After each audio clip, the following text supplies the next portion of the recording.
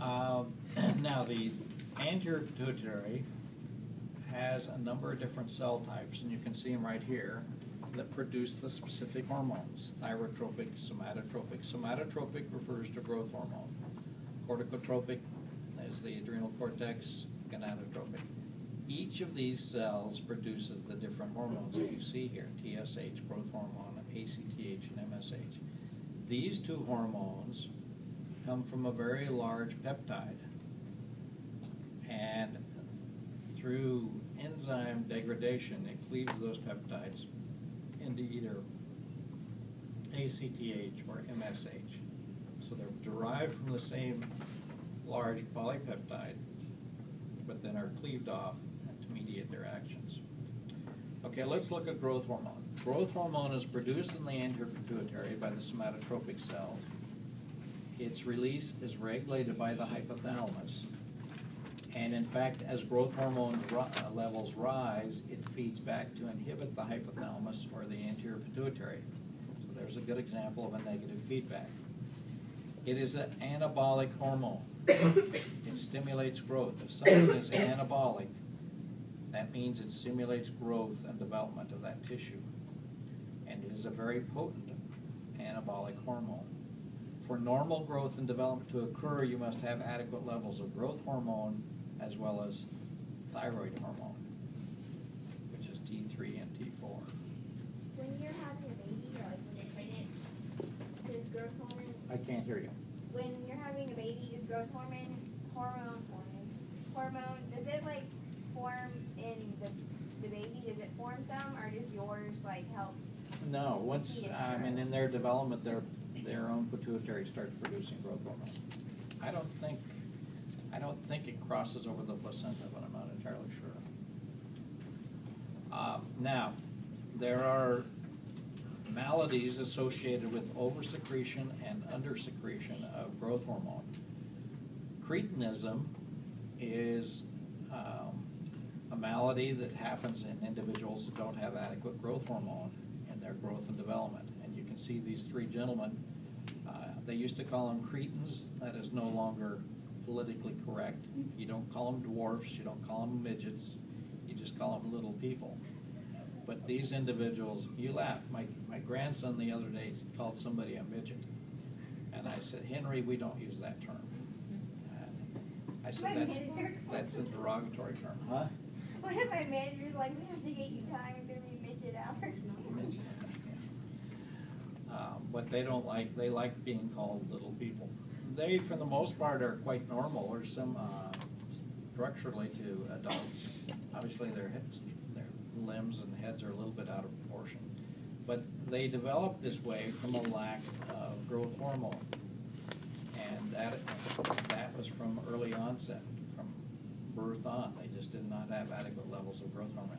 They now have a synthetic growth hormone when a child is diagnosed as being having low levels of GH. They can administer it, and it will increase their growth. In individuals in which there is excess growth hormone, this leads to very tall people, and they are referred to as giants, and it is a malady called gigantism. You can see this gentleman here is about 7'8", and these individuals tend to have other disorders. They have connective tissue disorders. They oftentimes do not live to an old age, but that is due to excess growth hormone secretion. Another disease called acromegaly, or another malady of excess growth hormone, occurs after a person achieves puberty or passes through puberty, and growth hormone secretion begins for no unknown reason. It can happen in the 20s, 30s. They develop real large hands, large bony structures of the face, and they almost take on a freaky-like appearance. I thought I had a picture, but I don't have a picture of an acromegalous person. So that's growth hormone. Now, thyroid hormone, as I mentioned, for normal growth and development, you have to have thyroid hormone as well as growth hormone being released. The thyroid gland is the largest of what we call the pure endocrine glands. It sits right below the thyroid cartilage in the larynx.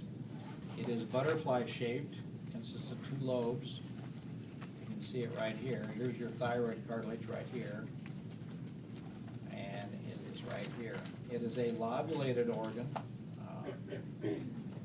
very highly vascularized. You can see the blood vessels here. And if a person has to have their thyroid removed, it is a rather bloody procedure. But it is a anabolic hormone similar to growth hormone. The synthesis of thyroid hormone requires adequate levels of iodine in your diet. And if you take tyrosine and put one iodine molecule on it, you get monoiodotyrosine. Two iodine molecules is diiodo. If you take a mono and a diiodo, put them together, you get triiodothyronine, and that is T3. And then two diiodotyrosines makes T4, or thyroxine. These two hormones, T3 and T4, are the two thyroid hormones. Now, T3 is more active and more effective than T4.